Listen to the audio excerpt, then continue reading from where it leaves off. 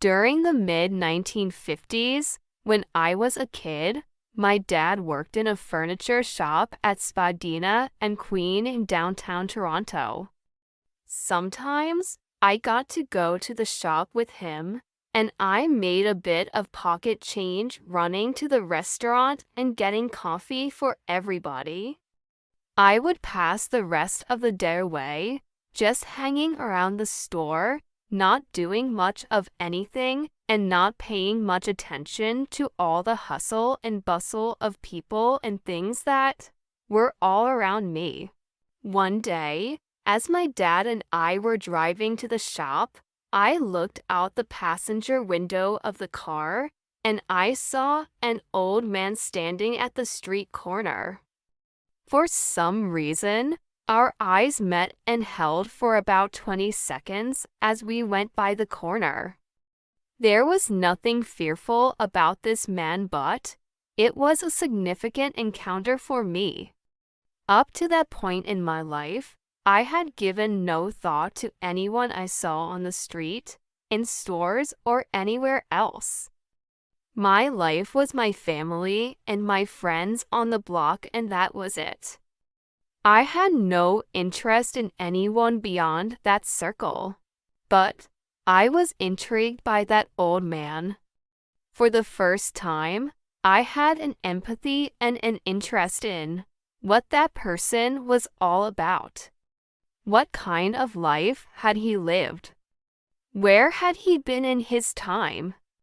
How had he come to this corner just at the moment I was going by?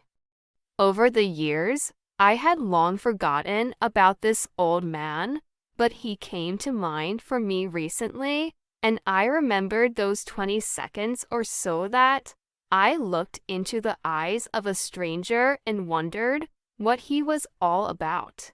It seems we are all so busy these days.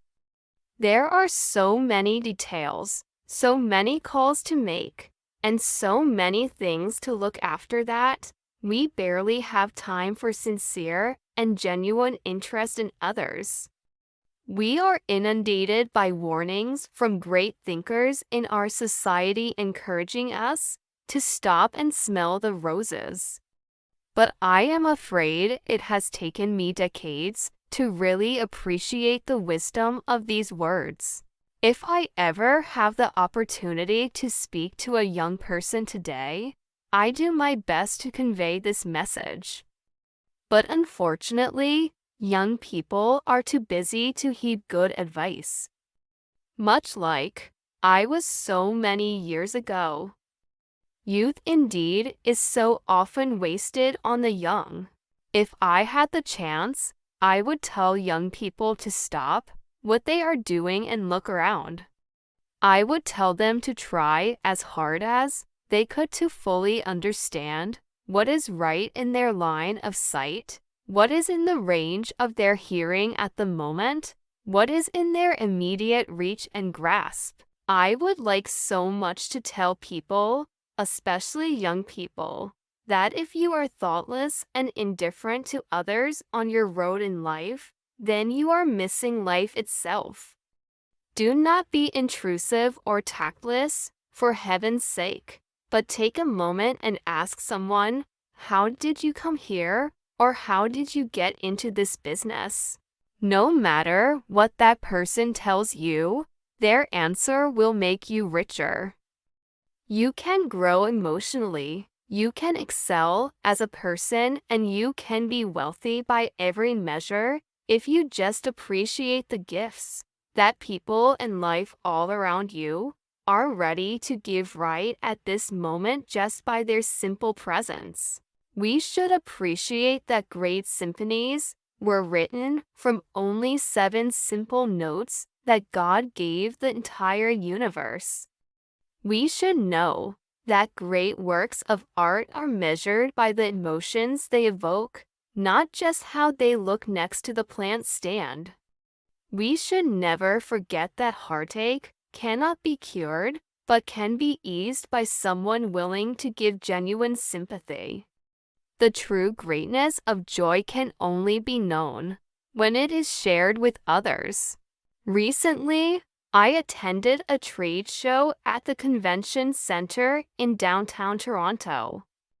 During the lunch break, I went to a book sale along the trendy Queen West area. I was thinking about returning to the show or carrying on my walk when I realized I was standing at the corner of Spadina and Queen. At that moment, a car went by, and I caught the eye of a young boy looking at me from the passenger window. We looked at each other for about 20 seconds before the car disappeared around the corner.